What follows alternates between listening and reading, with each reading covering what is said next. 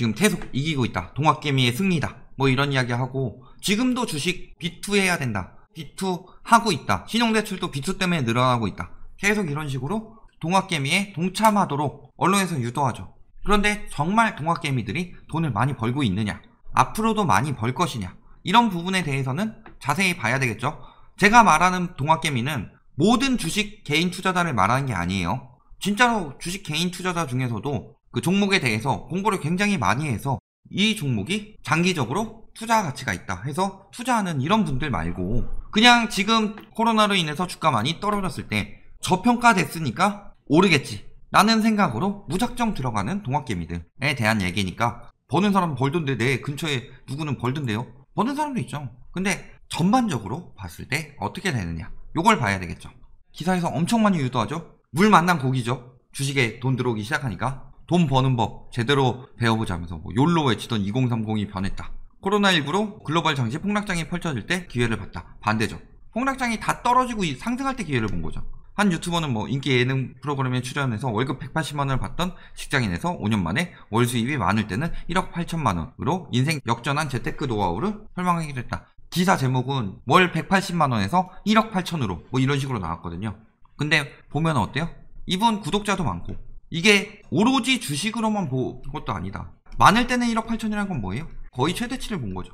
물론 월급 180만원 받을 때보다 성공했죠. 이분은 굉장히 공부를 많이 하셨겠죠. 그런데 이런 사례를 들어놓고서 100배가 늘어서 인생 역전한 재테크 노하우를 털어놨으니까 일단 주식해라. 이런 특수 사례를 가지고 와서 문제는 주식하라는 사람들 항상 어떤 사람들을 이야기해요? 실패한 사람들도 있고 성공한 사람들도 있다. 근데 이런 사례들만 들고 와서 다 같이 성공하는 것처럼 이야기를 하는데 사실상 주식 같은 경우는 엄청나게 많은 유동성이 들어오기 때문에 빠지는 시장에서는 얼마나 잘 파는지 그게 중요한 거죠. 누군가 이익 보면 누군가는 손해볼 수밖에 없는 시장이다. 예전에 폭락장 펼쳐지고 나서 많이 하락했을 때 잡으신 분들도 있겠죠. 근데 거기서 더 떨어지는 주식도 있었죠. 예를 들어 여행이나 항공 같은 경우 억지로 막 부축해서 올렸었는데 사실상 그런 거 위험했었죠. 4, 5월쯤에 유가 20달러 때까지 떨어졌다. 그러니까 원유 사라 라고 했는데 그때 워낙 많이 몰렸는데 물량은 처리가 안 돼서 마이너스 난 적도 있었잖아요. 타이밍이 굉장히 중요하다. 공부 안 하고 들어가면 위험하다는 거죠. 동학개미 승리 2, 3월 외국인이 많이 판 종목들이 수익률이 높았다. 동학개미 승리 계속 승리하고 있어요. 코로나 공포 후 수익률 67%. 이렇게 떨어졌다가 이렇게 올랐죠. 그러니까 여기부터 여기까지 67% 남았으니까 동학개미들이 67%를 번 것처럼 이야기를 하고 있어요. 수익률이 66.5%라고 해서 동학개미들이 수익률이 높은 것 같아 보이는데 실질적으로 보면 어때요? 개미들 7.3% 벌 때 외국인 34.7% 벌었죠. 이때는 기관이 수익 많이 못 냈죠. 일단은 유동성 풀어 넣느라고. 최근 봤을 때 어때요? 개미들 많이 번다고 하는데 16.1% 벌 동안 외국인들이 85%, 기관이 35%. 누가 많이 벌었어요? 동학개미들의 승리예요? 대승리죠, 이쪽에서. 주식은 유동성에 관련되어 있다고 그랬어요. 개인 돈이 계속 들어간다. 그리고 외국인, 기관은 돈을 빼고 있었어요. 그런데 주식이 올라갔다는 건 시장이 커졌다는 거죠.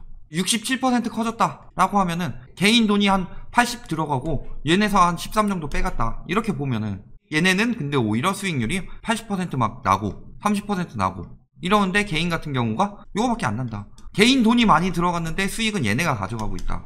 동학개미 승리로 보여요?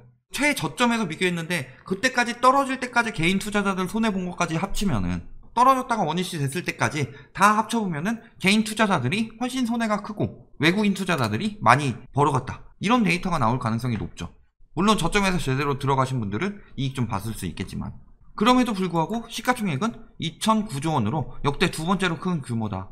19년에 미중 무역전쟁하고 수출 규제하면서 좀 떨어지고 코로나 터지고 근데 갑자기 B2가 엄청나게 늘어나고 하면서 그럼에도 불구하고 두 번째로 큰 규모다. 들어갈 만큼 유동성이 굉장히 많이 들어갔다는 거죠. 위험하다는 거죠.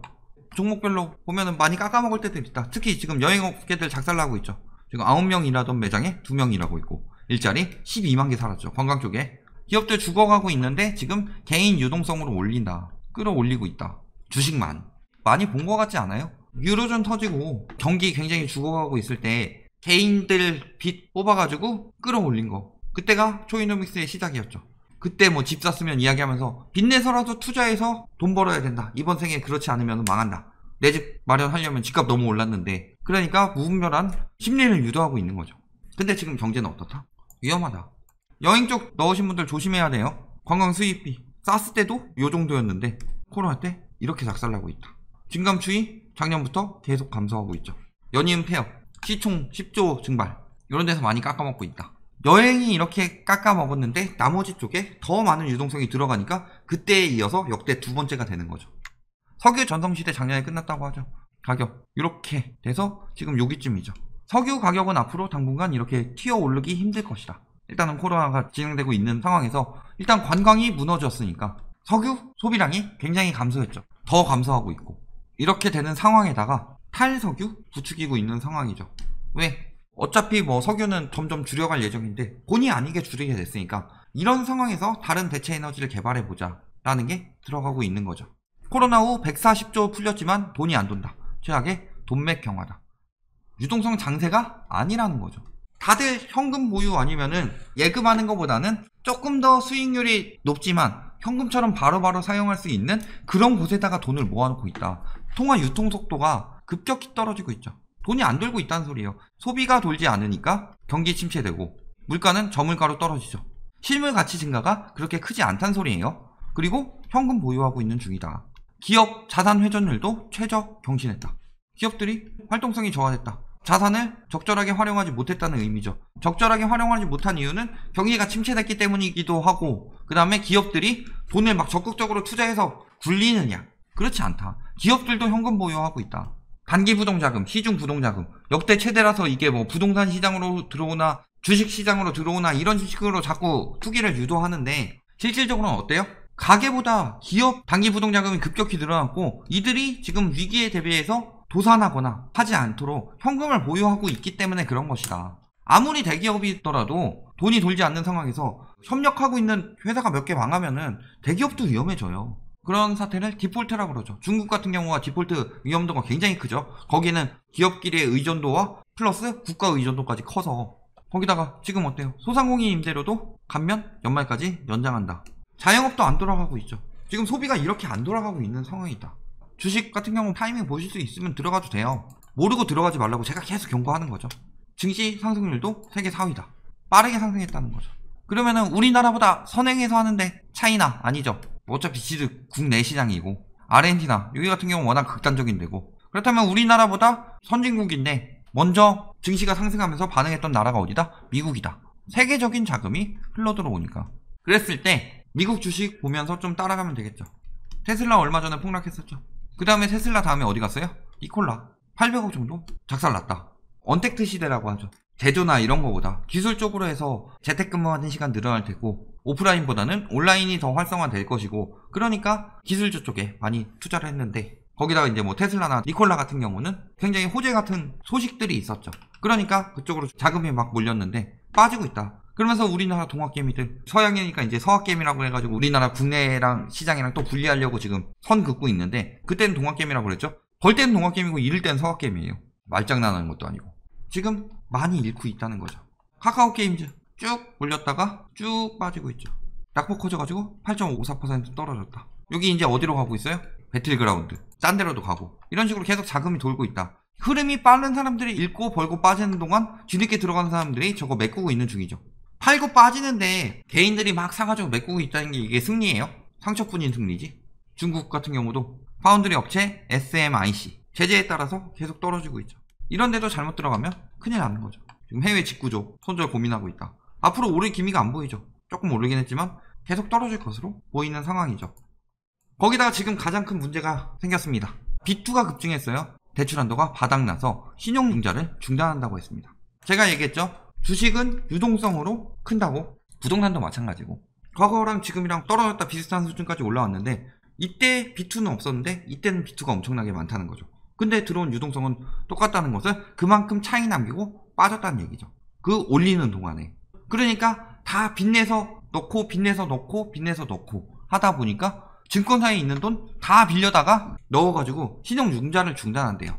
자, 그러면 유동성으로 유지됐다고 했는데 이 유동성이 앞으로 증가할 수 있느냐. 대출이 막혔는데 안 되는 거죠. 들어오는 유동성이 줄어든다는 거는 가뜩이나 경제 상황도 안 좋아지는 상황에서 주식에 굉장히 위험 신호라는 거죠.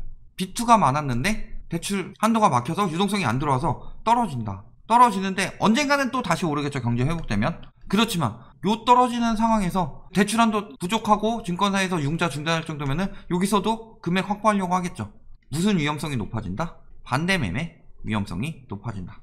그러면은 요쯤에서 샀다가 혹은 뭐 요쯤에서 샀다가 뭐 여기서 못 팔아서 한 여기쯤에 팔려고 장기적으로 가지고 있어도 되겠다라는 생각으로 가지고 있는데 여기쯤 가다가 여기쯤에서 빚을 못 갚아서 여기서 팔려버려요. 막 오르고 있는데.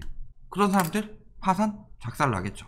은행도 지금 막고 있다. 그럼에도 불구하고 막 이런 데 사라 그러죠. 글로벌 화장품 산업 관심 늘어서 최근 5년간 2.9배 올랐다. 관심 늘었으니까 지금 사라. 비대면이 늘어나고 있는데 화장품이 오를까요? 뭐 엄청 피부에 좋아지는 화장품이라면 모를까. 꾸미고 다니는 그런 화장품이 오를까요? 자세한 부분은 뭐 봐야 되겠지만 저런 말을 넘어가가지고 아무거나 막 사가지고 그러면 안 되겠죠. 결론. 유동성 유입은 끝나가고 있다. 이제 B2가 막히니까 무적일 것 같은 주가가 여기저기서 터지고 있다. 테슬라나 등등. 그 다음에 동학개미 승리냐? 실질적으로는 외지 세력의 승리죠. 동학개미를 유도해서 외지 세력들이 돈 많이 벌어가고 있다. 그런데 주식시장 유도시키려고 계속 지금 유도하고 있죠. 그러면서 외국인들은 들어오는 유동성에 팔고 빠지는 거예요. 외국인들은 계속 팔고 빠지고 있었고 동학개미들은 계속 사고 있었다. 무너질 때 피해는 누가 봐요? 그리고 증권사 자금 바닥. 완전 바닥까지는 아니겠죠. 어느 정도 그 안정성 최소 자금 확보해놓고 있는데 빚을 막을 정도로 바닥이 났다는 거는 회수가 늘어나게 될 것이고 반대 매매 조심해야 될 것이다. 우선은 제가 말씀드리고 싶은 거는 첫 번째, 무리한 B2 금지. 여태까지 쌓아왔던 모든 것을 날릴 수 있습니다. 두 번째 뭐예요? 모르는 상태에서 남들이 오른다니까 들어가는 것 금지. 이제 위험 신호가 하나씩 나오고 있으니까 무리하게 들어가신 분들 정황 제대로 지켜보고 터지기 전에 자산 지키시기 바랍니다.